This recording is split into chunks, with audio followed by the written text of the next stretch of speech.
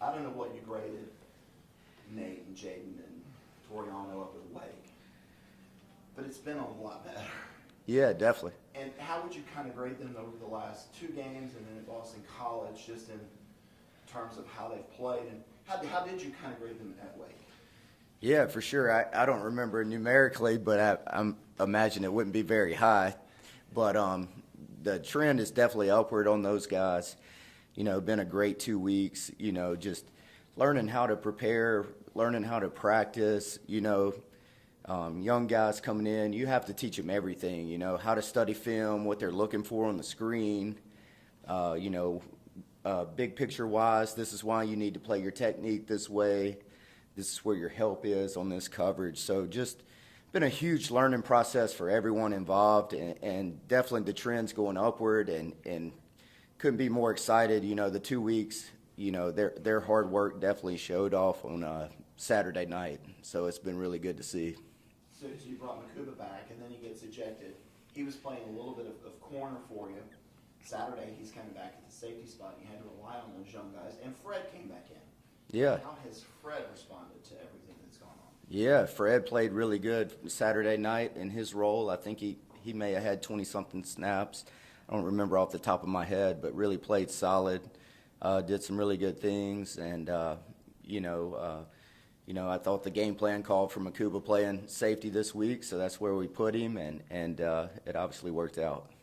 Can you walk us through XT's performance back in action, and just in limited snaps, you're still able to make a huge impact on the game? Just walk us through what that meant for the team and for your defense. Yeah, no question. Like he said in his post-game press conference, we were unsure of his status up until kickoff, basically, and just excited to get him back going, and just whatever role and how his progression is this week, and see how many snaps he gets Saturday night. But just his speed off the edge, his quickness, it's uncommon, and just really cool to see him get that opportunity, just having to be patient. He had such a great offseason. He really changed his body and his mindset, and has really matured into a great leader for that group.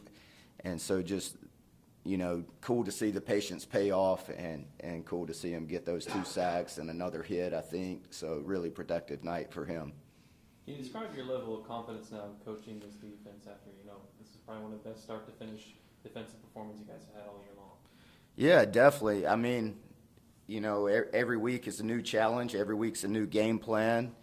And, everybody just learning what our guys can do best, what they feel confident in, and knowing my strengths and just figuring things out. And just been a crazy few weeks, and really the only third normal week of preparation. So just trying to get consistency and find our groove, and, hopefully the results keep showing up on Saturdays.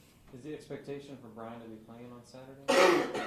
Yeah, I think he posted something on Twitter. I just got out of a meeting, so I don't even know the news, to be honest. I just feel like we just show up and coach whoever's available.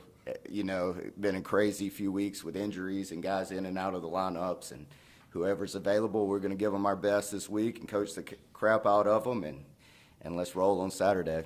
When you going back to the corners really fast, when you see a guy like Nate make the play in the end zone that he made, where he's running stride for stride, the guy, his head's not turned around because he's trying to stay with him, and then at the last second he makes a great play on the ball.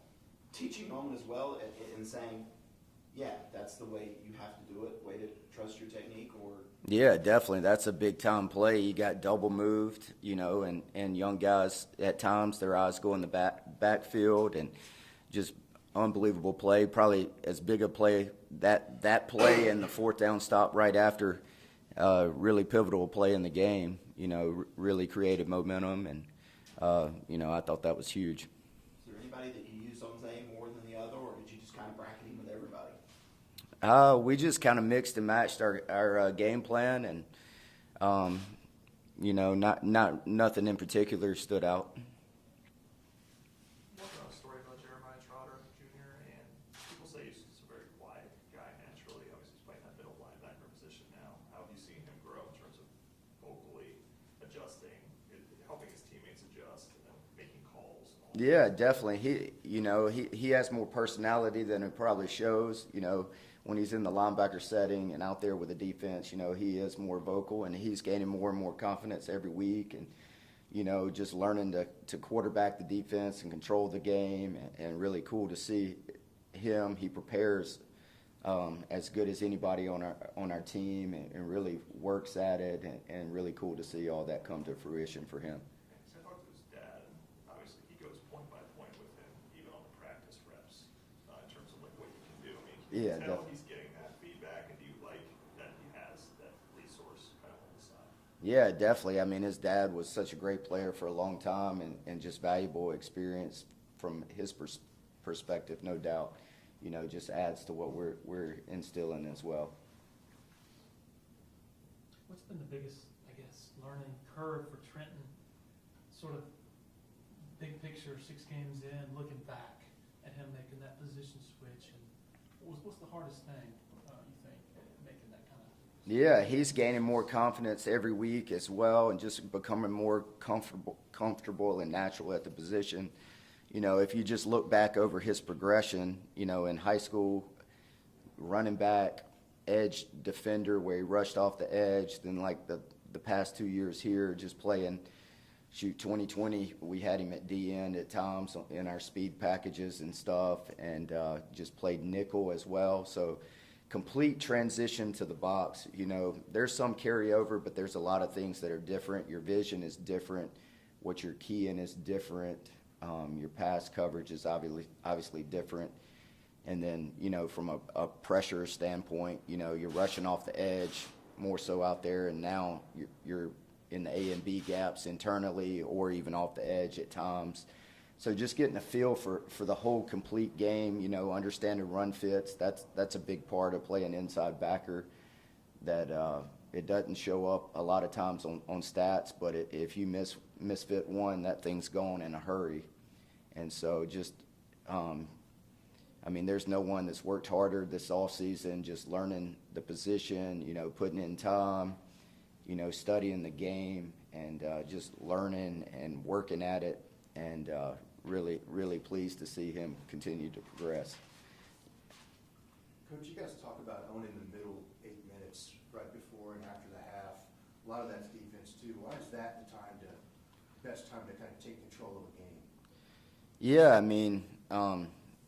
I don't have all the statistics and stuff off the top of my head, but 2 minutes before the half, that's, you always talk about situational football defensively, being great in those situations and stuff, and I think being able to make stops before the half, creates momentum for your team, and then obviously when you have the opportunity to score at a 2-minute drive going into half, that momentum carries over as well, and especially if you get the first drive of the third quarter, just the momentum.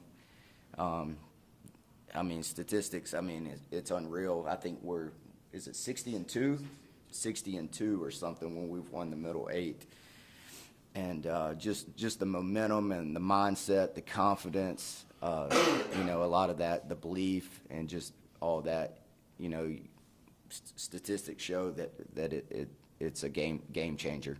And you could feel the difference with the guys at halftime if both sides have had a good finish to it? Yeah, definitely. You just look in the guy's eyes and you just see that confidence and, just belief that, hey, we're going to go out the second half and set the tone. You mentioned you learned about yourself as well. What have you learned over the first 6 games of this? Yeah, I know that, just to block out all the outside noise and just continue to stay focused on the process. Don't worry about others' opinions. Just keep doing what you know, and see what's best or what you feel is best for our team, and just to continue to work at it. And I've learned to be more demanding, not demeaning, but demanding, and raise the intensity level. You may not see that on the sidelines per se, but at practice, halftime adjustments and stuff, and just more demanding of others, and just gaining confidence, you know, I feel like the guys as well have a better understanding of my play calling and my expectations and stuff, and just all the chemistry and cohesion that goes with that as well. Am I right that you were in the box in previous years? Well, Or sometime when it was yeah, when I was first at Clemson, but whenever I came back, they had that new rule, and my time limit was up, so I was on the sidelines since I got back in 2018 So with Brent. Coach one time, and he said sometimes that when you move into that play calling role, it's getting used to the chaos that's around you down there. Was that any kind of, because you've been on the sidelines, was that any kind of transition for you? Or you No, not at all. Yeah. You know, you have those headsets on, and you really block out the noise and outside world, and you're just kind of focused on the task at hand. So what do you hear from Mickey? He's down a distance, their formation. What's he feeding to you? Yeah, offensive personnel, like thoughts, just as much information as he can give me. And, you know, I'm looking as well how they're lining up, what the tempo is, that sort of thing, just getting a feel for, hey, where's a certain guy lining up in the formation, and just trying to make mental notes. And you just get a feel for, hey, this is a shot down. You can just sense the tempo, or hey, this looks like pass, this looks like run and stuff. I think you just get a real good feel for it at times as well. Kind of like Travis, how much, headaches does he give you with his ability with his jitterbug ability, I guess, to make you wrong even when you're right? Yeah, no question. It'll be a huge challenge this week. You know, obviously his ability to extend plays and him being a major factor in the run game for them. And just, you know, he's gained experience, you know, growing more as a passer as well. So just be a huge, tremendous challenge, and got to do a great job with scramble lanes and zone drops underneath. We got to have vision so we can come up and tackle as well. Trey Williams is a guy who's been in and out with injuries. I mean, when he is healthy and playing at his top level, I mean, is there anything in particular that he does add to the defense? Oh, no question about it. You know, he's very hard to block. You know, he's quick twitch. He can move. He plays with great pad level and just really strong at the point of attack. So he adds a lot of value to our defense when he's in there. Any questions for Coach from Zoo? Hey, Coach Goodwin. This is Anna Adams with Clemson 24/7. Coach Sweeney mentioned last night that guys in the back end are getting hands on balls, but maybe the next step would be coming down with that interception or picking it off. How do you emphasize that going forward, kind of taking that next step? Yeah, I mean, we emphasize that every day in practice, you know, going against the scout team, and just playing the ball in the air. You know, we emphasize it in fundamentals. You know, you do down the field drills with DBs where they're breaking up passes, they're playing the ball in the air. So just continue to harp on the basics, and, you know, at the end of the day, they just got to finish on the ball. Anyone else for Coach? Can you talk about the balance between being demanding, not demanding? I mean, how do you figure out that I have to demand more, and how do you find that line between the two so it's not demanding, it's more demanding? Yeah, demanding. You're trying to get them to raise the level of play, attention to detail, the focus, the intensity, all that. Where demeaning, you're attacking the person versus the process or the action. So just, you know, coach them hard, love them even harder. You know, so just demanding, do it right. Coach, do you guys, the defensive backs still do the drill with they're wearing boxing gloves? You guys still do that? Yeah, we use that during one-on-ones against the offense just to keep from, you know, grabbing, you know, just stress moving the feet, and play a man technique with your feet.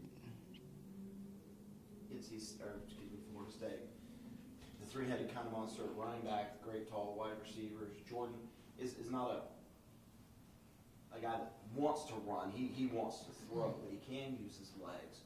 What kind of problems do they really present for you in terms of they can kind of do a little bit of everything? Yeah, definitely. I mean, it's a total package offense. You know, they returned 7 starters and added some huge pieces through the transfer portal. And, you know, obviously we know Jordan, number 8's as good of a running back as we've faced all year. You know, we'll see what his injury status is after the game. I think he had a shoulder or something on Saturday night against NC State. Then receivers, obviously 14's got the tremendous size. And those other guys, the kid from Oregon does a great job in the slot. He's a really, really good player. And number 80 is a solid player, does a lot of things well, can take the top off the defense. You know, McDonald at tight end, he's very savvy, really experienced, has played a lot of ball. And then up front, you know, there I think 3 starters, the transfer from South Carolina, another transfer at guard. So really do a great job in the run game and can attack you downfield as well. Currently sit second nationally in run defense. What's kind of worked for you guys? Is it because teams are attacking through the air so much because they sense that's where to go, or do you think, yeah, we've actually played it really well when it's been? Yeah, I mean, obviously we've done a lot of good things in the run game up front. I think our longest run has been the 25-yard scramble against Hartman and Wake Forest. Other than that, like it's 10 or 11 yards, I think is the longest maybe, or 12 or something. But yeah, just, you know, you talk about being a physical defense, you know, making teams one-dimensional, you know, eliminate the run game, and then, you know, on the flip side of that, we've been so great against the run. We're almost to the top of most passes defended on the year. I think we moved up a few more ranks, so maybe we're like 4th or something. But just got to continue to limit explosive passes. You know, I look at yards per attempt more so as a judge versus yards per game. You know, that's a true judge, I think, because you know, our pass defense we're in the 90s, but yards per attempt we're more in the 30s, I think. So that's more of a true judge of really how you're doing versus the run or pass. Did you bring more pressure than normal Saturday night?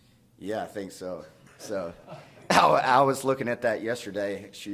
Maybe I don't know what the percentage was, but I felt like I was pressuring just about every snap. When you go into a game missing what you were on the back end, do you have to sort of swallow hard going, we better get home? Not necessarily. It depends on the coverage that you're playing behind it, and not necessarily putting them in a stressful situation as well. All right. Thank you, Coach. Appreciate it.